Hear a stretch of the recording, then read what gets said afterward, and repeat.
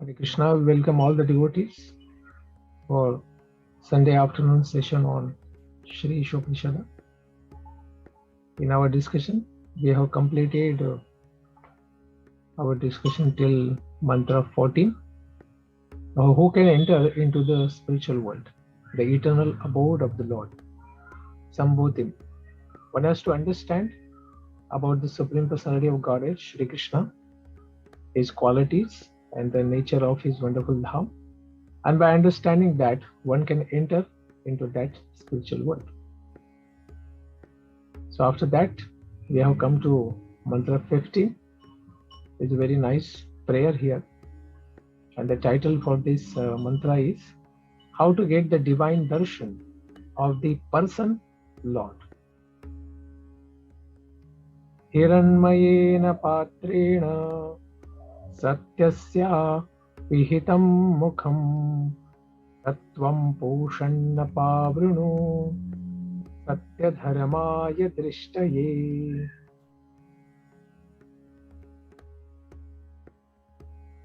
Hiranmayena, by a golden effulgence, patrena, by a dazzling covering, satyasya, of the supreme truth, apihitam, covered, mukham, the face, tat, that covering, tvam, yourself, poshana, O sustainer, apavrunu, kindly remove, satya, pure, dharmaya, unto the devotee, drishtaye, for exhibiting. O my Lord, the sustainer of all that lives, your real face is covered by your dazzling Brahman effulgence. Kindly remove that covering and exhibit yourself to your pure devotee. So this is a prayer by that particular devotee who has already transcended the three modes of material nature, all the coverings of the material Brahmanda, and then he has come to the spiritual platform where he sees the impersonal Brahman effulgence of the Lord. And as he is already having the faith that Lord is a person and he is the cause of this Brahman effulgence, so he is requesting the Supreme Lord to remove kindly the effulgence of Brahman so that he can see the wonderful form of the Lord. First, everyone has to face the impersonal aspect of the Lord. Then understand that the Lord is the transcendental personality of Godhead. Then he will be allowed to see his divine personal form, the real darshan. So, that Lord is not at all present for a conditioned soul. He thinks like that. And because of that, a Lord is also not visible to that person. And then slowly, if one gains that transcendental knowledge, then he can elevate in the consciousness. So, what is this Brahman effulgence or impersonal aspect of the Supreme Lord? In Bhagavad Gita 14:27, the Lord explains his personal rays. Although it is a impersonal presentation, but the basis is personal. That's why Prabhupada says that personal rays, Brahmajyoti, the dazzling effulgence of his personal form in this particular way. Brahmano hi pratisthaham amritasya vyayasya cha shashvatasya cha dharmasya sukhasya ikantikasya cha. Lord says, I am the basis of the impersonal Brahman, which is immortal, imperishable, and eternal, and is the constitutional position of the ultimate happiness.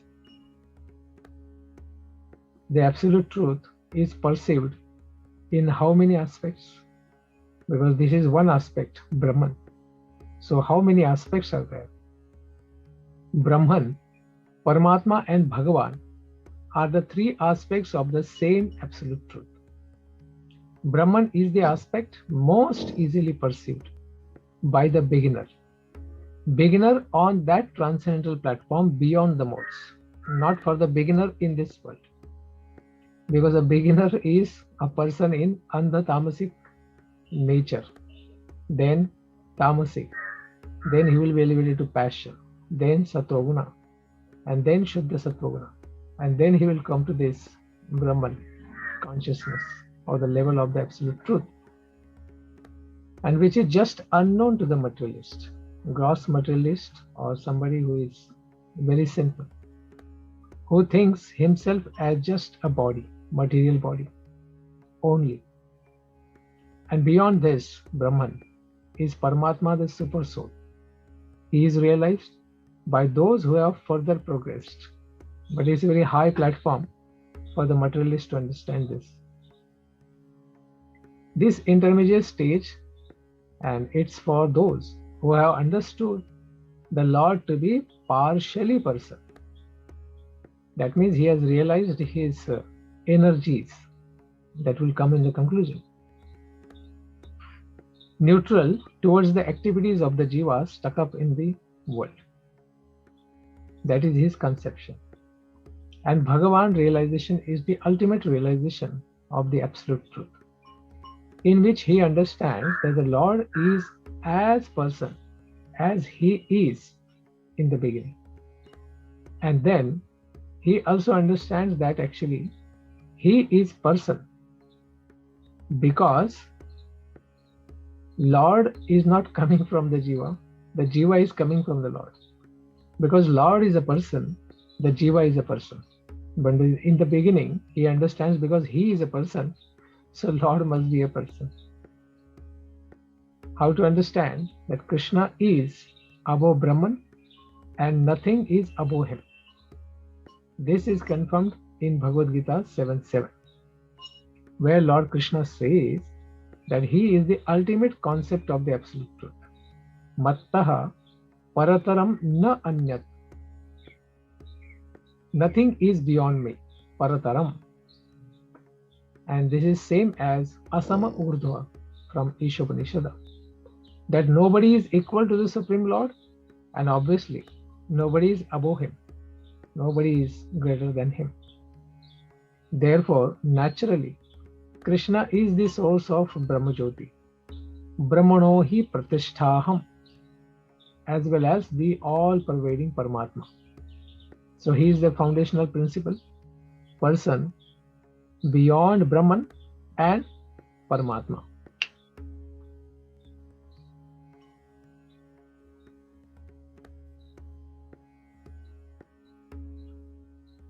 So Brahmano hi pratisthaham. He is the pratishtha, foundation for Brahman and Paramatma both. So what is the proof for this? In Bhagavad Gita 10:42, Krishna explains, Athava bahunaitena kim gyatena tavarjuna vishtabhyaham idam krishnam ekam shena stito jagat. But what is the need there, Arjuna? For all this detailed knowledge, with just a single fragment of myself, I pervade and support this entire universe. Eka amshena. Just a small amsha is sufficient to sustain the entire material world. That is the potency of the Supreme Lord. Thus, by his one plenary expansion, the all-pervading Paramatma, the Lord maintains the complete material cosmic creation. And as Krishna, he also maintains all the manifestations in the spiritual world. In the material world, it is maintained by Paramatma feature, and in the spiritual world, by the Supreme Lord. Therefore, in this particular Shruti mantra of SHRI ISHOPANISHAD, the Lord is addressed as Pushan, the ultimate maintainer. Because this will be further explained in coming next verse from SHRI ISHOPANISHAD 16. Pushannekarshe yama surya prajapatya vyuha rashmin samoha Tejo yatte rupam kalyanatamam tatte pashyami yosau aso purushaso hamasmi.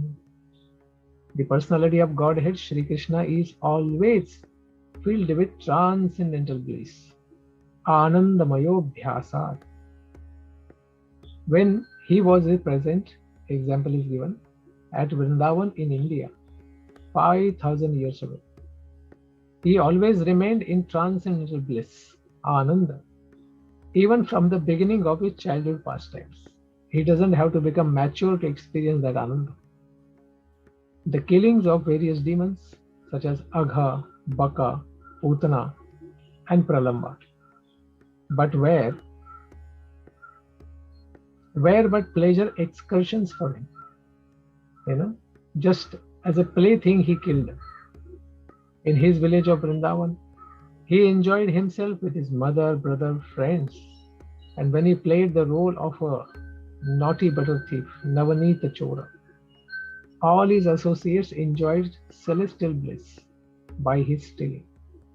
The Lord's fame as a butter thief is not a criticism. Then why he did that? Then why he has to steal only? For by stealing butter, the Lord gave pleasure to his pure devotees, especially the elderly motherly gopis who are in Vatsalya Rasa. Actually, they desired that we are just making this knowledge so that Krishna will come and steal it. That's why Lord went there. Everything the Lord did in Vrindavan was for the pleasure of his associates. The Lord created these pastimes to attract the even dry speculators and the gymnasts of the so-called Hatha Yoga system, who wish to find the absolute truth by their own intellectual and mystic sense. And it is just not possible. Then who can attain his association? It is so special. Then how to attain that? Of the childhood play between the Lord and his playmates in Vrindavan, Shukdev Goswami says in Srimad Bhagavatam 10, 12, 11, Itham satam brahma sukhanubhutya dasyam gatanam paradaivatena maya shritanam naradaritena sakam vijahruhu kritapunya punjaha. So one has to be kritapunya punja.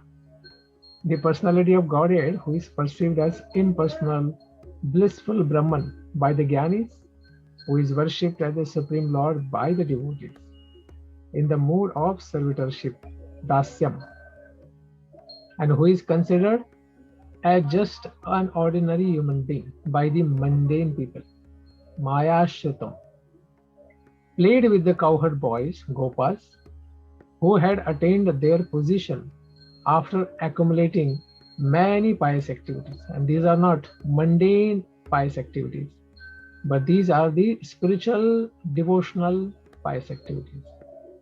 That means service done to devotee or the Supreme Lord without knowing the knowledge about their transcendental position. That is called as Krita Punya Punja.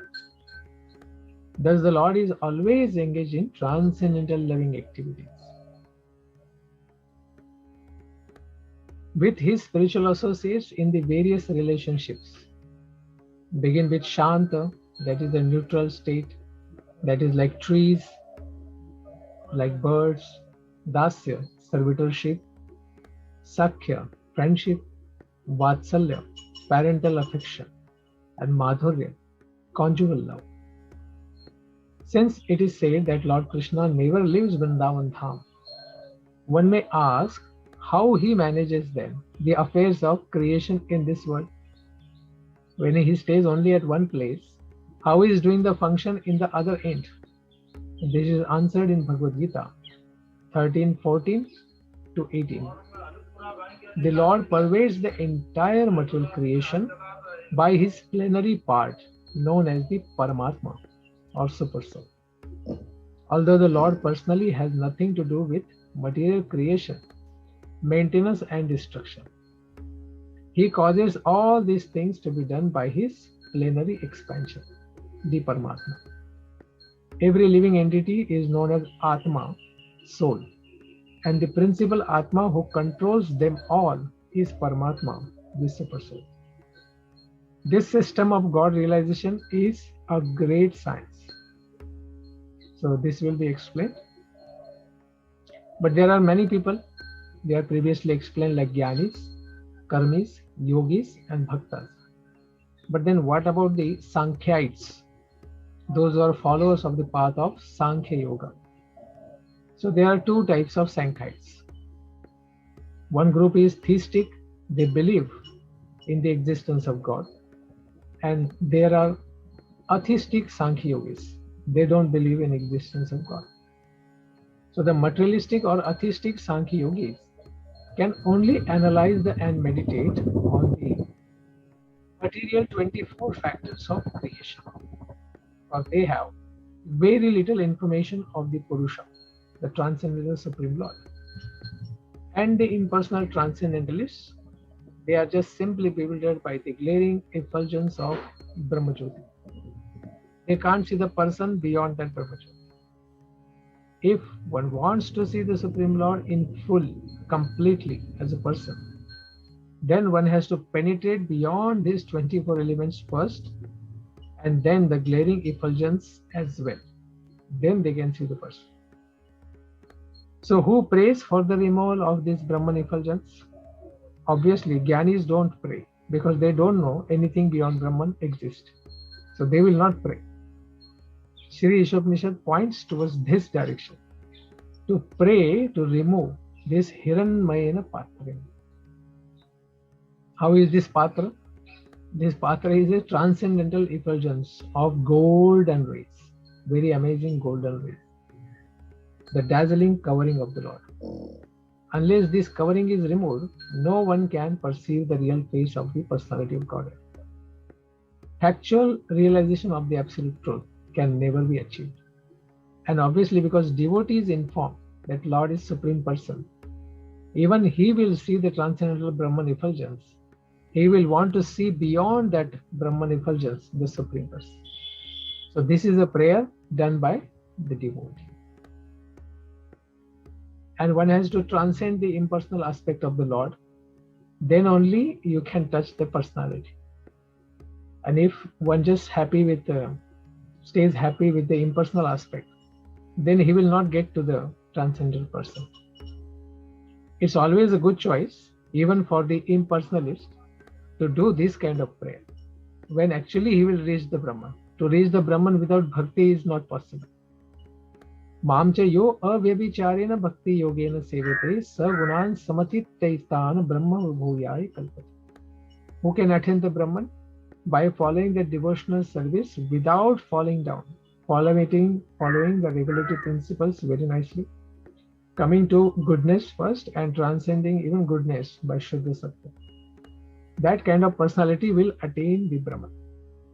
Not just so-called Jnani or impersonalist. They can't attain. Thus, if they pray, then this will open a good chance to see the Supreme Lord face to face. So in this world we have heard that there are 3 Purushas also. So who are these 3 Purushas? The Paramatma feature of the Supreme Personality of Godhead is one of the 3 expansions of Vishnu or Vishnu Tattvas, collectively known as the Purusha Avtaras. How many are they? They are 3 in number. First one, the Vishnu Tattva, who is within the universe and from whom the material manifestation happens, is Kshirodakshai Vishnu, who is lying down in the Karana ocean, the causal ocean of all the material world. And he is Vishnu among the 3 principal deities, Brahma, Vishnu and Shiva. And he is the all-pervading Paramatma and each and every individual living entity who expands, then that becomes a Paramatma. But Karanadakshay Vishnu is the Paramatma of the entire material creation. The second Vishnu Tattva within the universe is Garbhodakshay Vishnu. So many pores are there in the transcendental existence of the Supreme Lord Karmadakshaya Vishnu. And from those pores, small bubbles come out in the causal ocean. They are floating. And in that bubble, he expands to enter as Garbhodakshaya Vishnu. And he is the personality from whom actually the Brahmaji takes birth on his navel cord. And that is like a lotus flower coming out. On that flower, Lord Brahmaji takes birth, who is the secondary engineer for the universe, particular universe. So like this, there are Ananta Koti Brahmandas. So Garbhodakshaya Vishnu's, for every Brahmanda is one. And he lies down inside that bubble, and from his pores, lot of Shweta Jal comes out, and he stays in the ocean, and above the ocean comes this lotus, and that's the way the universe exists from him. And he is the collective super soul of all the living entities in the entire Brahmanda. And beyond these two is Karmadakshaya Vishnu, who lies in the causal ocean. And he is the creator of all the universes, all of them. And the third one is the Kshirodakshaya Vishnu. And he is the individual Paramatma of all the Jivas in a particular universe. He is Paramatma. The yoga system teaches the serious student to meet the Vishnu Tattvas after going beyond the 24 elements of material creation or cosmic creation. The culture of empiric philosophy helps one to realize the impersonal Brahmajyoti. Jnana helps one to first appreciate the impersonal aspect, and slowly they can elevate to that platform, which is the glaring effulgence of the transcendental body of Lord Shri Krishna. That the Brahmajyoti is Krishna's effulgence. And this is confirmed where? This is confirmed in 14:27 of Bhagavad Gita. And as well in Brahma Samhita 5:40. Yasya prabha prabhavato jagadanda koti kotishvashesha vasudhati vibhuti bhinnam tad brahma nishkalam anantam ashesha bhutam govindamadi purusham tamaham bhajami. In the millions and millions of universes, there are innumerable planets, and each and every one of them is different from the others by its cosmic constitution. All of these planets are situated in a corner of Brahmajyoti. There's a part of it. This Brahmajyoti is but the personal effulgence. Aspect is impersonal, but the cause is personal. That is Govinda, whom I worship. This is Brahmaji saying. This mantra from Brahma Samhita is spoken from the platform of factual realization of the Absolute Truth. It is not just a meditative or contemplative or imaginative. This Lord Brahma has personally realized.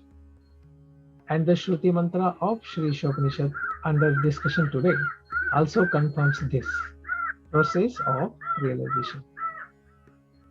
This ISHOPANISHAD mantra is a very simple prayer to the Lord. Please remove this Brahmajyoti effulgence so that I can see your personal form face to face. And this Brahmajyoti effulgence is described in several mantras of Mundaka Upanishad also, 2 to 9 to 11. Hiranmaye pare koshe virajam brahma nishkalam tatshubhram jyotisham jyotis tadyat atma vido viduhu na tatra surya bhati na chandra tarakam nema vidyato bhanti kuto yamagnihi tameva bhantam anubhati sarvam tasya bhasa sarvamidam vibhati brahmai vedam amritam purastad brahma paschad brahma dakshinataschottarena Adashturdham cha prasritam brahmai vedam vishwam idam varishtham. In the transcendental realm, in spirituality beyond the material covering, is this unlimited Brahman effulgence, Anantam, which is free from material contamination. Amritasya. That effulgent white light, Shubhram, is understood by the transcendentalists to be the light of all lights. All lights come from that light. In that realm, there is no need for Surya, sunshine, moonshine, fire or electricity for illumination. Indeed, whatever illumination appears in the material world is only a reflection of that supreme illumination. That Brahman is in front, in back, in north, south, east, west, also overhead and below, all 10 directions. In other words, that supreme Brahman effulgence spreads throughout both the material and the spiritual sky. So what is the perfect knowledge then? That is the question. Perfect knowledge means knowing Krishna as the root of Brahman effulgence, at the level of Brahman effulgence. And this knowledge can be gained from the scriptures like Srimad Bhagavatam, which perfectly elaborates the science of Krishna, Krishna Samhita. In Srimad Bhagavatam, the author Srila Vyasadeva has established one will describe the supreme truth as Brahman, Paramatma or Bhagavan. And this is according to one's realization of him. The impersonal aspect, Brahmajyoti, the partial manifestation, Amsha, of the person is Paramatma, and complete manifestation is Bhagavan. So Jiva also comes from the Supreme Lord, or Jiva is the Supreme Lord. Srila Vyasadeva never states that the Supreme Truth is Jiva, an ordinary living being. The living entity should never be considered the all-powerful Supreme Truth. But how to understand this, that the Jiva is not Supreme? Yeah, the logic is given. If he were the Supreme, he would not need to pray to the Supreme Lord to remove his dazzling effulgence. And first, the Jiva need not come to that platform of Brahman if he himself is Supreme Lord. So he is not the Supreme Lord. That's why he is first facing the impersonal aspect of the Lord. Then he has to pray to the Supreme Lord to remove the effulgence. Then he can see the real Lord. That means Jiva is not the Supreme. So who attains this Brahman, Paramatma and Bhagavan features? This is in the conclusion that one has no knowledge of the potencies of the Supreme Truth. He knows only Ekam Brahma, only one Brahma he knows. And he doesn't know anything other than that there are Shaktis, potencies of the Supreme Lord. When he only knows one substance and not anything other than that, this personality will move towards the realization of impersonal Brahman. Or he knows Brahman only as the spiritual thing. Then after that, one realizes that the Lord or the Brahman has material potencies also, and has little or no information about the spiritual potencies. He only knows about there are some material potencies from which the Brahmanda manifests. Then that person can attain Paramatma realization. Thus both Brahman and Paramatma realization of the absolute truth are nothing but partial realizations of the Supreme Lord. And beyond this, however, is the third realization. When one realizes the Supreme Personality of Goddess Shri Krishna in his full potency, but that only after removal of this Hiranmayena Patrena, the dazzling effulgence of the Lord. And he will come to the understanding Vasudevaha Sarvamiti. And this Mahatma Sudurlava, he is very, very rare personality. This Supreme Lord, who is Vasudeva, is everything, Brahman, Paramatma and Bhagavan. And especially he is the foundation of all three. Who is that? That is Bhagavan, the root of the Brahman, Paramatma.